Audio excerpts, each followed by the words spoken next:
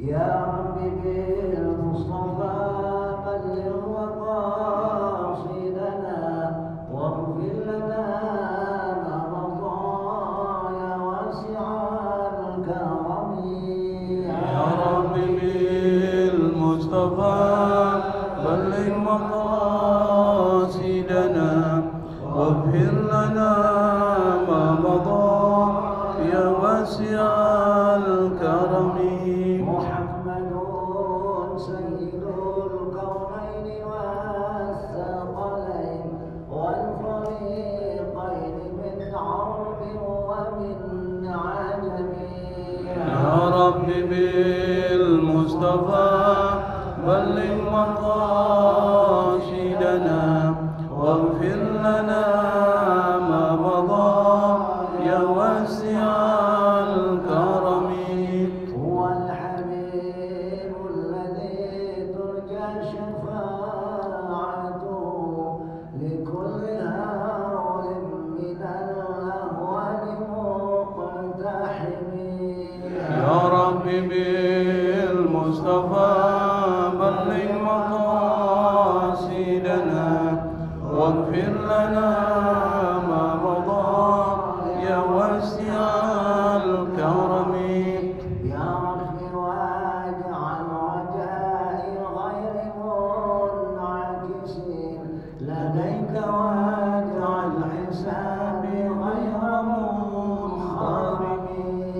يا رب بالمصطفى بلغ مقاصدنا واغفر لنا ما مضى يا واسع الكرم.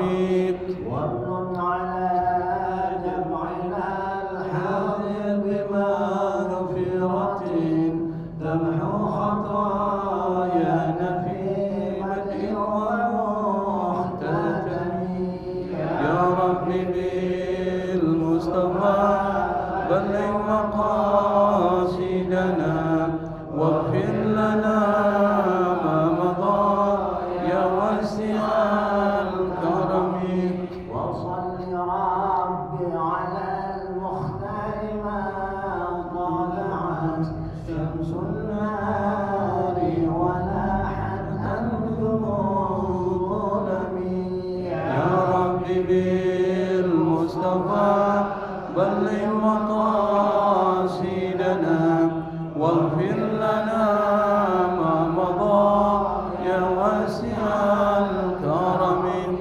والآل والصحب والأنصار من تبعوا هداه واعترفوا بالعدل والذمم.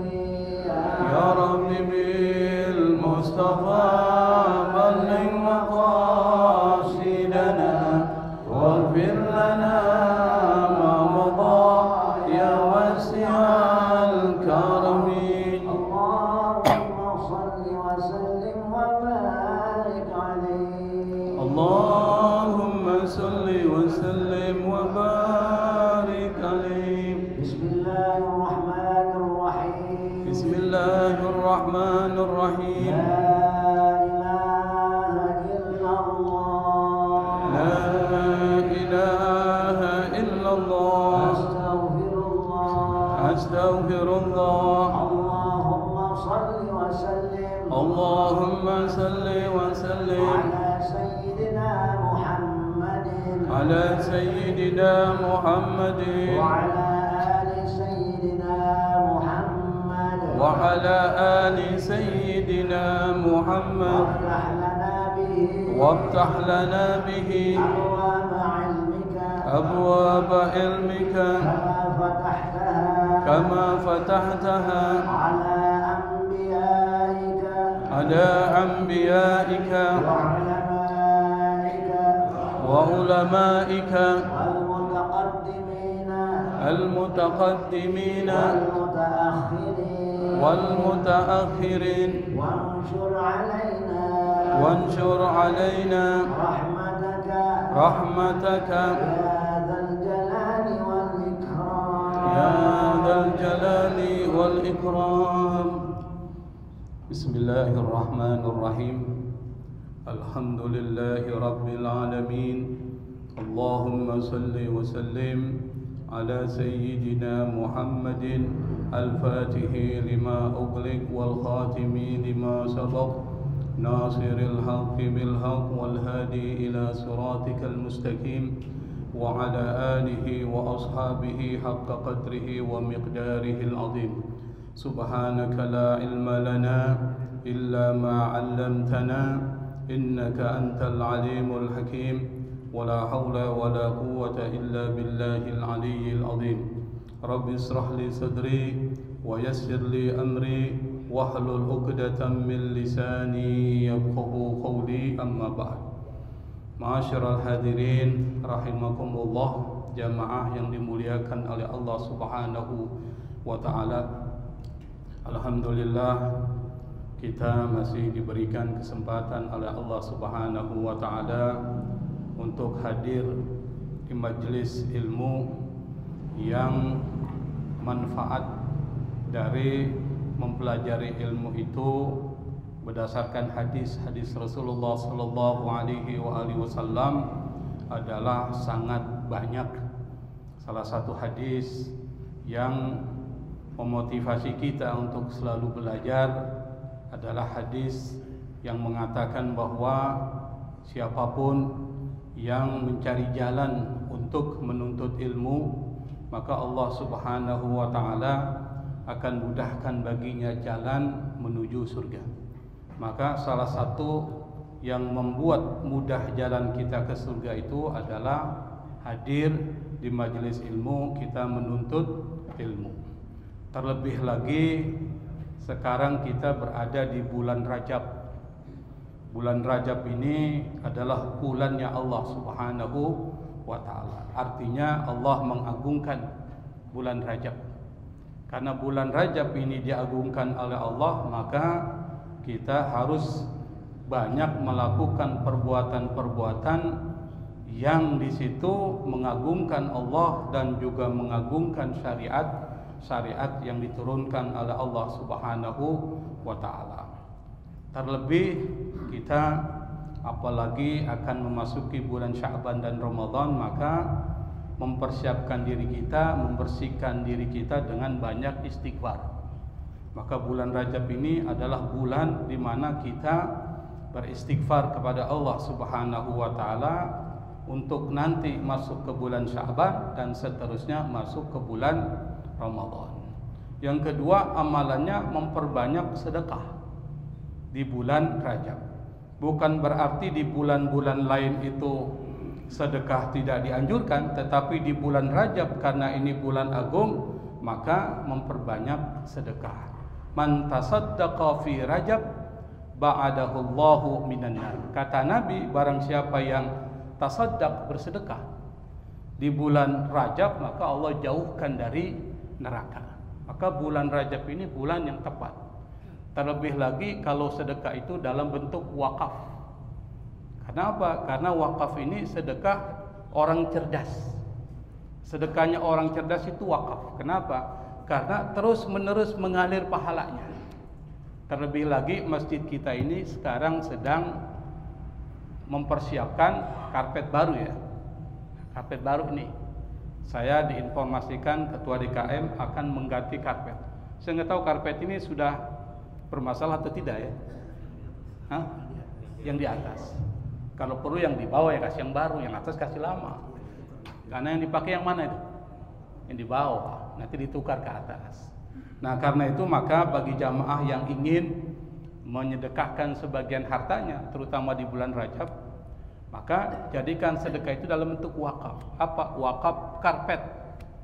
Karena setiap orang yang sujud di karpet itu dapat pahala, orang yang membantu menyediakan itu maka dia dapat juga pahala. Ya nggak usah banyak-banyak, kalau ada 10.000, 10.000, kalau ada 100.000, 100.000. Yang penting ada kontribusi kita di dalam pemakmuran masjid ini. Siapapun yang membangun masjid, Allah bangunkan rumah di surga. Membangun masjid itu salah satunya adalah memakmurkan masjid dengan menyediakan fasilitas-fasilitas masjid. Nah, pada pertemuan yang lalu kita sudah membahas masih di seputar tentang karakternya orang Yahudi. Kenapa Allah Subhanahu wa taala menjelaskan panjang lebar tentang watak karakter dari orang Yahudi yang memang sangat bermasalah. Bahkan kita diperingatkan Allah untuk hati-hati, jangan sampai watak ini menular kepada kita. Pada pertemuan yang lalu kita sudah menjelaskan, membahas bagaimana orang-orang Yahudi itu mereka saking sombongnya mengatakan surga itu hanya milik kami, yang lain tidak berhak masuk ke dalam surga. Saking sombongnya.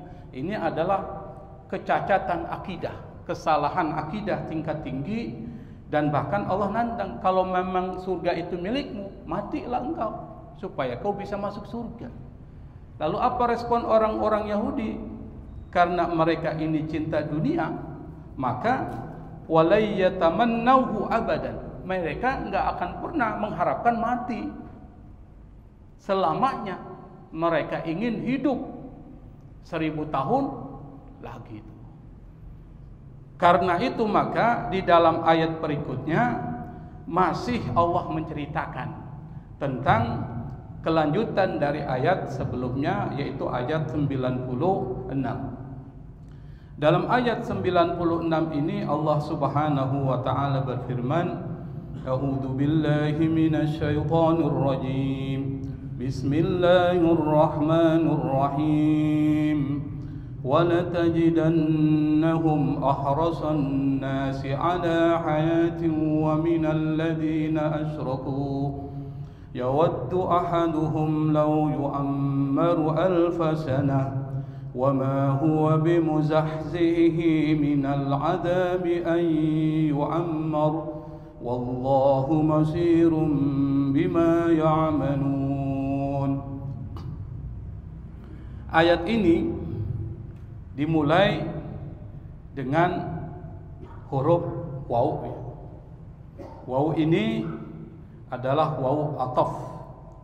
Waw ataf itu artinya waw yang merupakan penyambung dari ayat sebelumnya. Maka disebut dengan ataf. Ataf itu menyambungkan.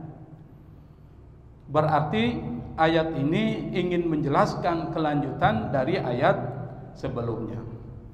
Kata Syekh Ali As-Sabuni, beliau mengatakan, ai wala tajidannal yahuda asyaddan nasi hirsan alal hayati wa ahrasa minal musyrikina anfusihim. Kata Syekh Ali As-Sabuni ketika menjelaskan ayat ini, beliau mengatakan, engkau ya Muhammad akan mendapati mereka. Siapa mereka? Dijelaskan dalam kitab tafsir yang ditulis Syekh Ali As-Sabuni, yang dimaksud di sini adalah al-Yahud. Engkau akan mendapati mereka, yaitu orang-orang Yahudi, apa? Ahrasan nasi ala hayat. Ahraso itu diambil dari hirsun. Hirsun itu artinya tamak. Tamaknya tingkat tinggi. Kalau tamaknya biasa namanya tomak. Tomak itu bahasa Arab, diambil ke bahasa Indonesia jadi tamak.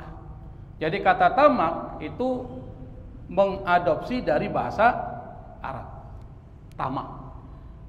Tamak dalam bahasa Arab punya tingkatan. Kalau tingkatannya tinggi, tamaknya tingkat tinggi yang disebut dengan rakus tuh, maka menggunakan al-hirs. Karena itu Ibnul Qayyim Al-Jauziyah mengatakan usulul khotoya salasa, yang menjadi penyebab banyak kesalahan dan perbuatan jahat di muka bumi ini 3. Yang pertama al-hirsu, itu disebutkan al-hirsu. Apa itu? Tamak tingkat tinggi, rakus. Nanti kita akan jelaskan. Yang kedua al-kibru, sombong. Yang ketiga al-hasadu. Ketiga ini ada di orang-orang Yahudi semua. Al-hirsu wal kibru wal hasad. Di sini menggunakan ahroso. Kalau dalam bahasa Arab ini isim tafdil. Isim tafdil itu artinya paling. Seperti kabirun, isim tafdilnya apa? Akbar. Saghirun, kecil. Isim tafdilnya asghar. Apalagi kalau ada bentuknya seperti itu namanya isim tafdil di dalam bahasa Arab. Atau dalam bahasa Inggris disebut dengan superlatif. Artinya menjelaskan tentang paling. Nah, di sini dijelaskan wala tajidannahum ahrasan nasi, kamu ya Muhammad akan mendapati mereka, siapa orang Yahudi itu, sebagai orang yang paling rakus. Rakus terhadap apa? Ala hayatin, terhadap kehidupan dunia. Wa minal ladina asyraku, bahkan lebih rakus dari orang musyrik. Jadi Allah jelaskan orang musyrik rakus terhadap dunia wajar. Kenapa? Karena mereka itu dalam hidupnya enggak ada konsep akhirat. Orang musyrik, mereka enggak penting akhirat. Orang yang anti Tuhan enggak percaya surga dan neraka. Mereka enggak percaya ada hari kebangkitan. Mereka enggak percaya ada hari kiamat. Mati ya mati. Maka hidup yang benar itu, kata orang musyrik, di dunia. Karena hidup di dunia ini, maka mereka menghabiskan semua keinginannya dan hidupnya mencari kesenangan dunia. Itu disebut dengan hedonis. Makanya mereka bilang hidup di dunia itu sementara, senang-senanglah kita sebelum kita mati. Dia lupa kalau setelah mati ada kehidupan yang lain, kehidupan di alam barzakh dan kehidupan nanti di alam akhirat. Maka orang-orang musyrik wajar, kata Allah, mereka berkeinginan dan cita-citanya itu adalah dunia. Bahkan mereka itu berangan-angan supaya hidupnya di dunia lama, dengan harga apapun mereka akan jual. Kenapa? Li'annahu la ya'taqidu anna ba'da dzalika la syai'. Karena mereka yakin setelah dunia ini habis, maka enggak ada lagi kehidupan. Banyak enggak orang yang tidak percaya akhirat, Pak? Banyak. Kenapa? Mereka pikir ya hidup di sini, setelah itu tidak ada lagi, selesai. Maka dalam Al-Quran, dalam surat Al-Insan diceritakan, yaitu kelompok yang tidak percaya hari akhirat, yang mereka hanya percaya hidup di dunia, itu disebut dengan ad-dahriyah. Siapa? Salah satunya adalah ateis, orang yang tidak percaya Tuhan. Yang kedua adalah orang musyrik. Tapi kata Allah, orang Yahudi ini lebih rakus dari orang musyrik.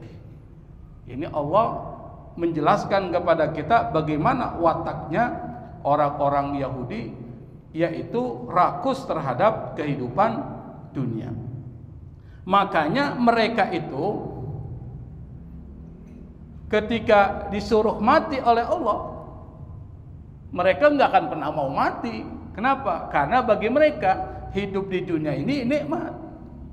Kekayaan dunia itu yang mereka kejar. Itulah orang Yahudi, rakusnya tingkat tinggi. Nah, rakus ini nanti akan menjadi penyakit yang melekat kepada orang Yahudi yang insya Allah akan kita jelaskan di akhir. Yang kedua, lebih rakus dari orang musyrik. Siapa orang musyrik itu? Orang yang tidak percaya Tuhan. Tapi kata Imam Al-Mawardi, seorang ulama mazhab Syafi'i yang sangat terkenal, dalam tafsir Ad-Nukat wal Uyun, dia menjelaskan yang dimaksud dengan wa minal ladzina asyraku adalah orang-orang Majusi. Kenapa? Karena konsep musyrik pada zaman Nabi Muhammad sallallahu alaihi wasallam, komunitasnya ada dalam masyarakat Al-Majus, dianggap musyrik. Tapi Yahudi dan Nasrani dianggap ahlul kitab. Tapi Majus dianggap sebagai orang musyrik. Kata siapa? Kata Imam Al-Mawardi. Majusi itu disebutkan di dalam Al-Quran, Al-Majus. Kata Majusi itu adalah sebutan buat orang-orang yang mengandung atau menganut ajaran Zoroaster. Tahu Zoroaster? Pernah dengar kan?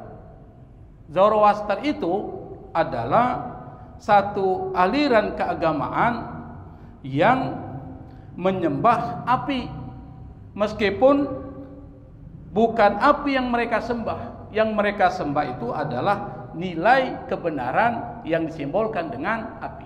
Tetapi mereka menyembah api. Kaum Majusi ini banyak di daerah Persia. Persia itu mana? Iran.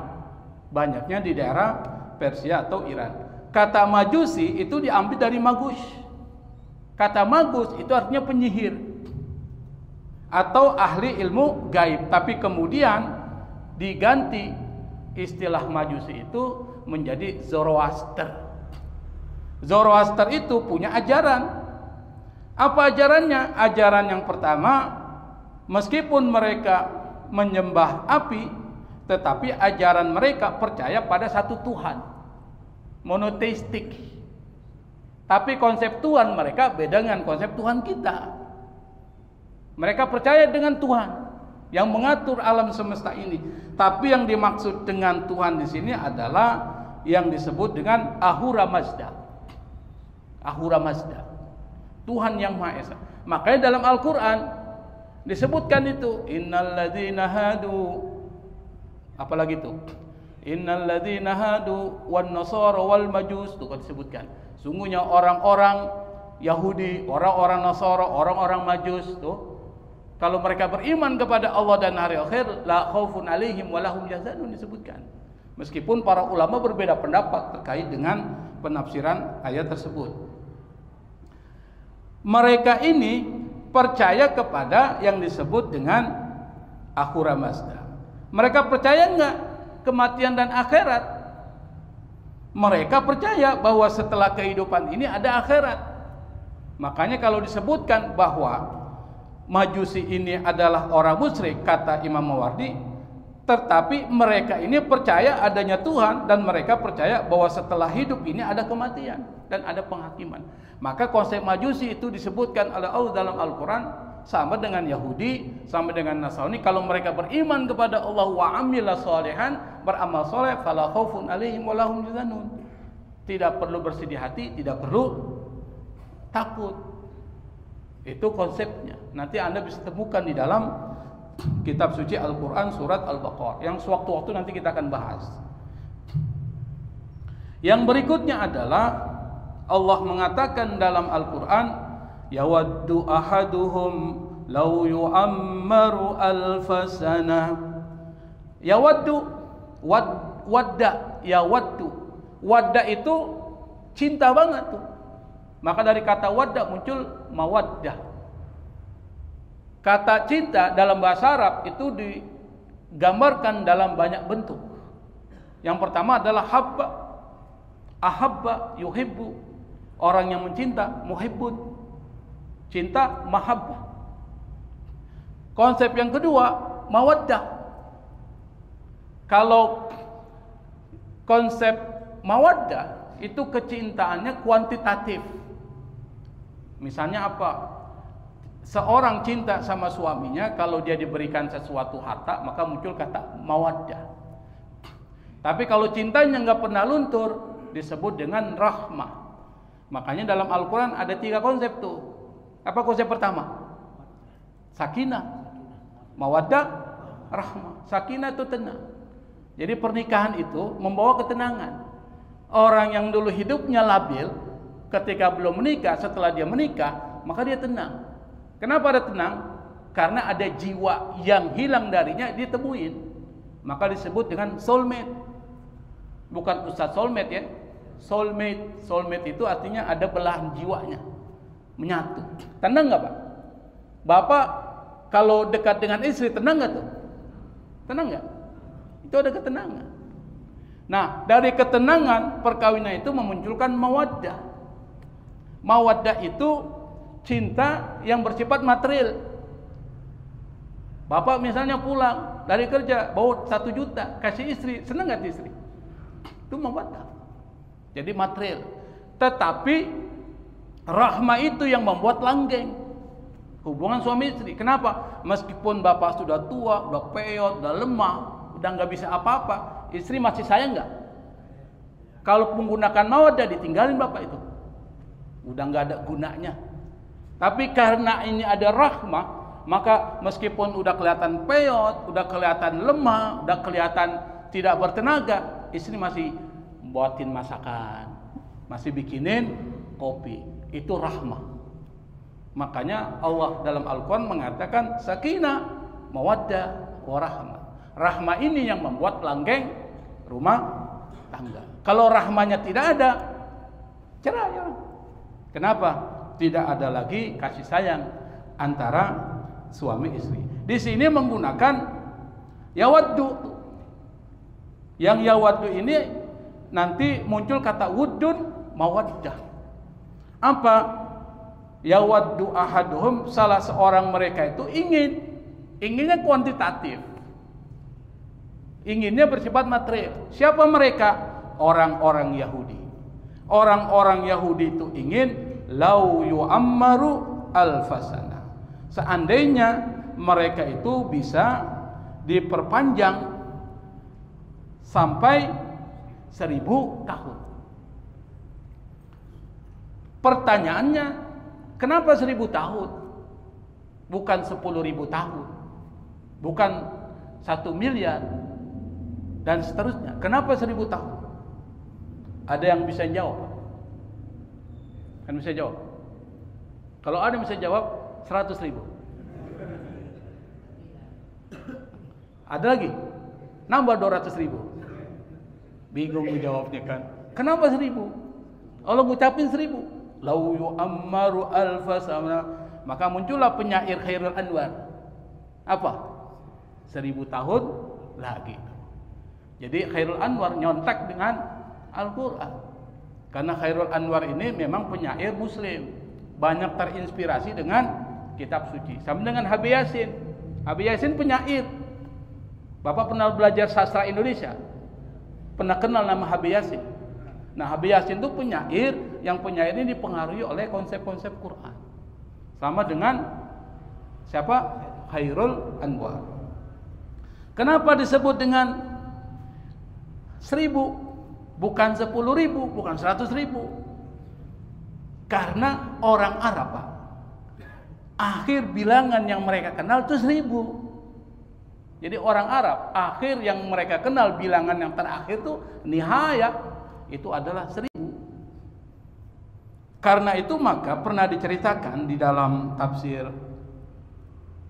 Mutawalli Sya'rawi, seorang mufassir kontemporer dari Mesir, tapi beliau sudah meninggal, Allah yarhamu. Beliau mengatakan bahwa ada tuh seorang laki-laki yang ditahan di dalam sebuah peperangan. Laki-laki ini bukan ditahan, tapi menahan seorang putri dari bangsawan Kisra. Kisra itu ada di Persia, Kisra, atau saudaranya Ratu Kisra. Lalu saudara dari Ratu Kisra yang menguasai kerajaan Persia saat itu, dia berkata, kalau kau bebaskan aku, berapa kau mau ambil dariku? Artinya apa? Tebusannya berapa yang harus saya bayar? Lalu orang Arab itu mengatakan bi alfin, 1000 dinar. Akhirnya kemudian orang itu pun membayar sebanyak 1000, bukan dinar, dirham. Lalu kemudian mereka, para sahabat-sahabat dari laki-laki itu bertanya, berapa engkau membuat dia membayar tebusan kepada engkau? Apa dia bilang? Bi'alf, 1000. Mereka mengatakan, lau talabta aktsara min alfin lakanu a'tuk. Kalau seandainya engkau meminta lebih dari 1000, pasti mereka akan memberikan kepada engkau. 1000 dirham kecil. Dan mereka itu raja, keluarga raja, pasti akan diberikan. Apa kata dia? Qala wallahi, demi Allah, lau arabtu syai'an fawqal alfi laqultu. Demi Allah, kalau saya tahu sesuatu ada yang lebih dari 1000, saya pasti ngomongin 1000 aja. Dan kalau dia bilang 1 juta, alfun. Makanya kita sering dengar alfa barakah, ya kan? Itu artinya apa? 1000 kali 1000 berapa coba? 1 juta. 1 juta kita bilang miliun kan? tapi mereka bilang alfa barakah. 1000. Berarti yang mereka kenal 1000. Makanya nggak heran kalau dalam Al-Quran disebutkan, karena Al-Quran diturunkan buat bangsa Arab dan orang Arab ngerti yang dimaksud adalah alfasana. Kalau Al-Quran diturunkan kepada kita mungkin nggak bentuk alfasana, yang lain itu yang mungkin kita bisa kenal. Karena Al-Quran diturunkan buat bangsa Arab, maka bahasa-bahasanya bisa dipahami oleh orang Arab. Pesannya untuk semua manusia. Saya beri contoh, Pak. Di dalam surat Al-Ghasyiyah itu kan ada ayat, afala yanzuruna ilal ibili kaifa khuliqat. Afala yanzurun, apakah mereka tidak melihat, mengamati, ilal ibili, kepada unta, kaifa khuliqat, bagaimana unta itu diciptakan. Kenapa unta yang disebut? Kenapa bukan buaya? Kalau kita kan buaya ini banyak, apalagi buaya darat di depan-depan saya ini. Afala yanzuruna ila buaya kaifa khuliqat, enggak disebut begitu. Tapi ibil, unta. Karena orang Arab yang mereka tahu binatang yang paling berharga di dalam kehidupan mereka itu unta, Pak.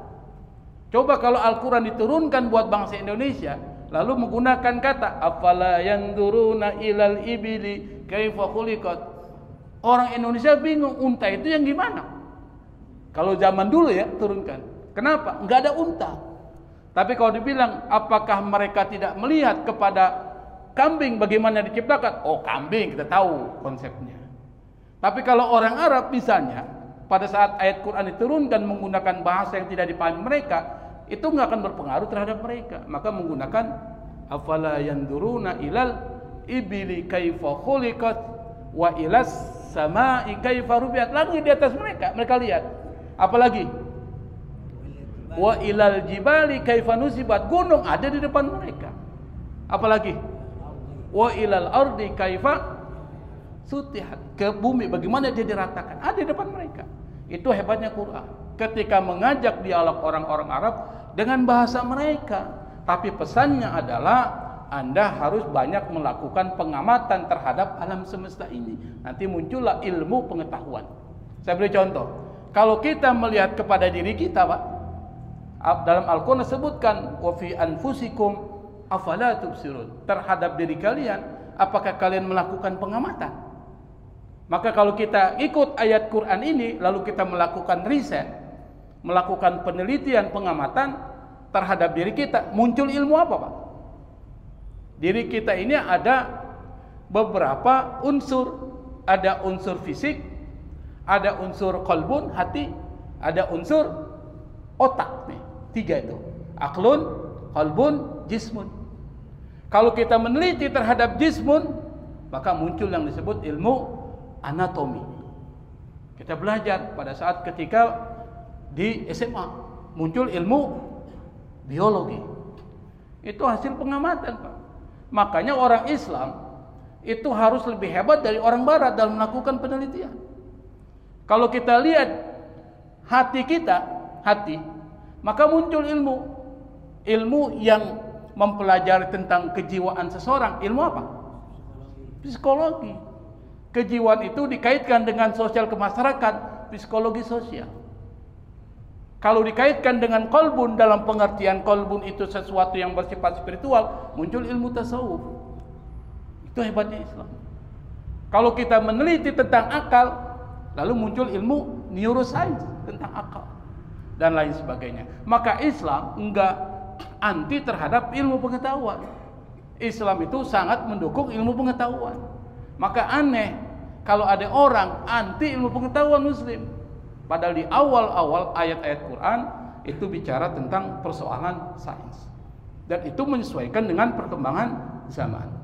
Wa ma huwa bimuzahzihi minal adzabi ayu ammar, kata Allah Subhanahu wa taala, padahal dia tidak dijauhkan dari azab meskipun mereka diperpanjang umurnya. Meskipun umur mereka diperpanjang sampai ratusan tahun, tetap azab akan datang kepada mereka. Wallahu basirum bima ya'malun. Allah Maha mengetahui apa yang mereka kerjakan. Nah, dari ayat ini paling tidak ada 2 pesan moral. Apa pesan moral? Yang pertama, jangan Anda mempunyai sifat rakus seperti rakusnya orang-orang Yahudi. Itu pesan moral pertama. Apa itu rakus? Al-hirs. Apa tanda-tandanya orang terkena virus rakus? Tandanya yang mudah dikenali 2. Pertama, apa? Yang pertama itu tidak pernah merasa puas. Kita udah jelaskan itu. Diberikan uang 1 juta, maka mereka bilang masih kurang. Dikasih 2 juta, masih kurang. Lalu apa yang membuat mereka hilang sifat rakusnya kalau mereka udah mati? Kenapa? Karena rakus ini penyakit hati. Dan itu ada di dalam orang Yahudi. Jangan sampai kita terkena penyakit hati yang namanya rakus. Kedua, menghalalkan segala cara. Kalau orang sudah rakus, Pak, maka otaknya selalu berpikir gimana caranya saya mendapatkan apa yang saya inginkan. Meskipun melanggar aturan, meskipun memanipulasi orang. Kasus-kasus yang sekarang terjadi, Pak, terkait dengan persoalan laut di pagar, kan sekarang lagi viral nih. Itu rakus, Pak. Laut aja di pagar, Pak. Anda bayangkan, dibikin surat tanahnya. Bayangkan, kok berani-beraninya Badan Pertanahan Nasional membuat itu. Kalau bukan karena rakus, tidak ada suap menyuap. Ini kan suap menyuap nih. Yang satu rakus, udah kaya, ingin semakin kaya itu. Kita tahulah siapa orangnya. Yang satu rakus, menghalalkan segala cara untuk mendapatkan. Dibikinlah surat. Jadi bukan lagi surat tanah, surat laut, Pak. Otaknya di mana, Pak? Ini bisa terjadi kenapa? Ya karena tadi ada sifat rakus. Kalau kita bicara politik panjang tuh ceritanya. Tapi kita bicaranya bahasa agama. Mereka ini punya sifat tamak. Meskipun sudah diberikan Allah rezeki yang banyak, tetap mereka merasa kurang. Dan orang seperti ini, maka kata Nabi Muhammad SAW, itu dicabut ketenangan hidupnya. Jadi kalau orang punya sifat rakus, maka dia enggak akan pernah tenang dalam hidupnya. Itu satu. Nabi pernah mengatakan itu.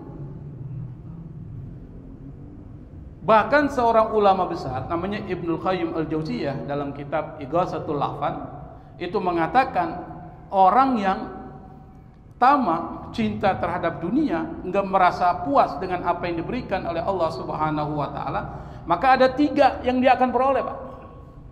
Nah, kita harus belajar ini. Apa? Yang pertama, gelisah terus-menerus. Kira-kira orang yang memagar tembok tuh, lautan, gelisah enggak hidupnya sekarang? Gelisah, dikejar-kejar tuh, Pak. Meskipun hartanya banyak, tapi kalau hati gelisah, tetap dia nggak tenang. Kedua, lelah terus-menerus. Kira-kira lelah nggak mereka, Pak? Capek, Pak. Lebih enak kita. Ada nasi kita makan. Nggak ada nasi kita minta, kan? Selesai. Tetangga masih ada. Kalau beras masih dikasih pinjam. Tapi jangan pinjam lauk, Pak. Susah. Kalau beras kasih pinjam pasti. Lauknya sendiri. Tapi kita gampang, meskipun ada beras, kasih garam. Enak makan. Beras dengan garam aja udah enak. Tapi orang yang rakus itu, ini diceritakan oleh Ibnul Qayyim, dia akan lelah terus-menerus. Dan yang ketiga adalah penyesalan yang tidak pernah berhenti. Itu kata Ibnul Qayyim. Makanya diajarkan oleh Allah melalui Nabi Muhammad SAW supaya kita tidak muncul kegelisahan terus-menerus, rasa capek yang berkelanjutan, dan penyesalan yang tidak pernah berhenti. Apa? Anda harus qanaah. Diajarkan. Apa itu qanaah? Menerima apa yang diberikan oleh Allah. Maka Nabi mengatakan, alaikum bil qanaah fa innaha kanzun la yafna. Hendaklah kalian menjadi orang yang qanaah, berpegang pada qanaah. Kenapa? Karena harta yang tidak pernah hilang itu qanaah. Harta dunia hilang, tapi harta yang namanya qanaah enggak akan pernah hilang. Diajarkan lagi oleh Allah melalui Nabi Muhammad SAW, Anda harus zuhud terhadap kehidupan dunia. Itu hebatnya Islam. Itu enggak diajarkan di dalam agama lain, Pak. Tapi dalam Islam hal-hal yang seperti itu diajarkan supaya apa? Sa'adatun fid dunya wa sa'adatun fil akhirah. Anda ingin bahagia dunia, ikuti ajaran Allah. Anda ingin bahagia akhirat, ikut ajaran Allah. Itu pesan pertama. Pesan yang kedua adalah jangan cinta dunia, jangan takut mati. Kenapa? Karena sifat orang Yahudi itu cinta dunia berlebihan, takut mati. Wala yatamannahu abadan. Mereka enggak pernah berkeinginan mati. Kalau bisa hidup selama 1000 tahun tuh. Artinya apa? Hidup selama-lamanya. Sementara orang yang takut mati itu adalah musibah. Jadi takut mati itu ada dua modelnya, Pak. Takut mati yang setiap orang pasti takut mati. Itu sifat alami. Ini ada yang berani mati nggak? Ada nggak berani mati? Takut mati semua. Kalau nggak takut mati, ada mobil, ente tabrak aja. Itu nggak takut mati tuh. Semua orang takut mati. Itu alami. Yang dimaksud takut mati ini adalah maksudnya Anda karena lemahnya iman, karena saking cinta terhadap dunia, maka seakan-akan Anda nggak mau mati, mau hidup selamanya. Itulah penyakit yang disebut dengan al-wahan. Nabi mengatakan itu penyakit al-wahan. Hubbud dunya wa karahiyatul maut. Cinta terhadap dunia, takut terhadap mati. Maka Allah Subhanahu wa taala memberikan pesan kepada Nabi Muhammad SAW dan Nabi menyampaikan kepada kita, man ahabba liqa Allah ahabballahu liqa'ahu. Barang siapa yang cinta dan ingin bertemu Allah, maka Allah ingin bertemu dengan orang itu. Wa man kariha liqa Allah karihallahu liqa'ahu. Barang siapa yang tidak suka bertemu dengan Allah, Allah pun tidak suka bertemu dengan orang itu. Lalu kemudian ada pertanyaan dari sahabat, ya Nabi Allah, akarahiyatul maut fakulluna nakrahul maut. Apa yang dimaksud dengan takut mati? Karena semua kita ini takut mati. Kata sahabat Nabi, seperti yang saya katakan, ada dua takut mati. Takut mati karena sifat alami, takut mati karena persoalan lemahnya iman. Nabi kemudian mengatakan, laisa kadzalik, bukan seperti itu yang dimaksud. Walakinnal mu'min idza busyira bi rahmatillah wa ridwanihi wa jannatihi ahabba liqa Allah. Tetapi orang beriman apabila diberikan kabar gembira tentang kasih sayang Allah, keridhaan Allah dan surganya, maka dia ingin bertemu dengan Allah Subhanahu wa taala. Maka orang beriman kalau dia meninggal, Pak, itu enggak akan dicabut nyawanya hatta yubasyar, sampai dia diberitahu kabar gembira itu. Di mana tempatnya? Kalau udah diberitahu baru selesai. Itu kata Nabi Muhammad SAW. Maka orang mukmin itu mereka apabila diberitahukan rahmat Allah, keridhaan Allah dan surganya, dia ingin bertemu dengan Allah Subhanahu wa taala. Seperti cerita kematian Rasulullah SAW. Rasul kan diberi pilihan. Kalau para nabi itu, Pak, meninggal diberi pilihan. Kalau kita enggak, Pak. Kenapa? Pasti pilihannya enggak mau mati. Bapak kalau dipilih, mau lanjut hidup atau saya cabut nyawanya? Kalau ditanya malaikat Israel, Bapak jawab apa? Hidup selama-lamanya. Kalau para nabi, hampir sebagian besar diberikan pilihan. Nabi Muhammad SAW pada saat sakaratul maut, mau lanjut hidup atau bersamaku, kata Allah. Apa kata Nabi? Ila rafiqil a'la, bersama Allah Subhanahu wa ta'ala. Padahal kalau Nabi bilang lanjutkan, pasti Allah kasih. Nabi Musa alaihi salatu wassalam, pada saat ketika dikirim malaikat untuk nyabut nyawanya, awal mulanya Nabi Musa nggak mau tuh, Pak. Ditonjok tuh malaikat. Dengan izin Allah keluar matanya tuh. Jadi Nabi Musa adalah salah satu orang yang pernah menampar malaikat Israel sampai keluar matanya, tapi dengan izin Allah. Sampai malaikat Israel lalu kemudian menghadap sama Allah, ya Allah, hamba-Mu yang namanya Musa itu takut mati. Bilang kepada Musa, dia letakkan tangannya di atas permukaan kulit kerbau. Kalau tangannya kemudian menutupi jumlah bulu-bulu tersebut, maka satu bulu yang tertutup dengan tangannya saya kasih jatah bonus hidup 1 tahun lagi. Berarti kalau ada 80 bulu, 80 tahu tangan kita kalau taruh di bulu dapat banyak nggak, Pak? Kalau dapat 100 tahun. Datanglah malaikat Israel bilang sama Nabi Musa. Nabi Musa mengatakan, "Tsumma ma." Kemudian setelah itu apa? Kalau saya sudah dapatkan tambahan umur, apa yang terjadi? Tsummal maut, kata Allah. Kemudian kau mati. Kalau gitu matiin aja sekarang. Jadi Nabi Musa minta dimatikan, tapi dia request. Matinya bisa request, Pak. Kita bisa request nggak matinya? Ya kalau bisa matinya di tempat tidur aja lah. Nggak bisa request.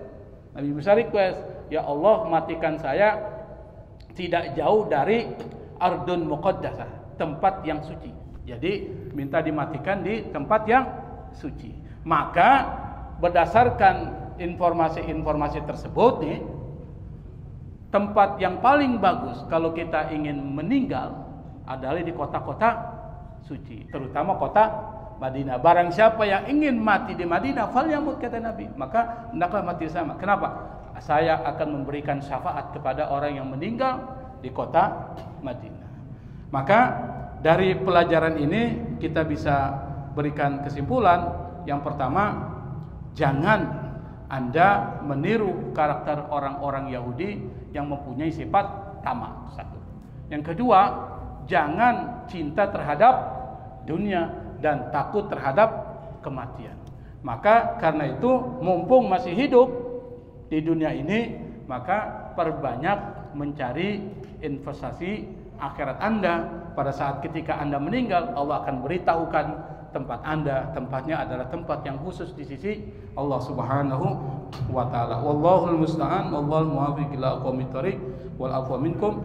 Wassalamu alaikum warahmatullahi wabarakatuh. Alhamdulillah ghafuri lil 'abdil ghururi wal farti fil umuri wa hamaqatil humuri wa salatullah dawama wa salamuhu tamama ala man yaji imama الأنبياء ختاما وعلى الآل الكرام والصحب كالنجوم في قدوة المرام للغرب والأعجام يا ربنا اعترفنا بأننا اقترفنا وإننا أسرفنا وعلى رضا أشرفنا فتوب علينا توبة تغسل كل حوبة واستر لنا العورات وآمن الروعات واغفر لوالدينا ربي ومولودنا والآل والإخوان وسائر الخلان وكل ذي محبة أو جيرة أو صحبة والمسلمين أجمع آمين ربي يسمع فضلا وجودا منا لا باكتساب منا بالمصطفى الرسول نهضى بكل سور صلى وسلم ربي عليه حد الحب وآله والصحب عدادة أس الصحب والحمد للإله في البدء والتناهي والحمد للإله في البدء والتناهي